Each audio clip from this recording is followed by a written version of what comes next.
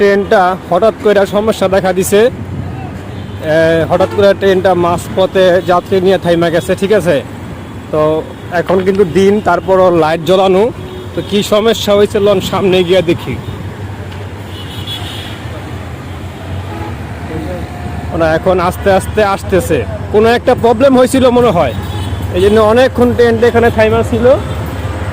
তো গতিটাও কিন্তু এখনো কম, আস্তে আস্তে একেবারে। এবং পুরো দিনের বেলা, এখন কিন্তু দিন, তারপরও লাইট জ্বলানো।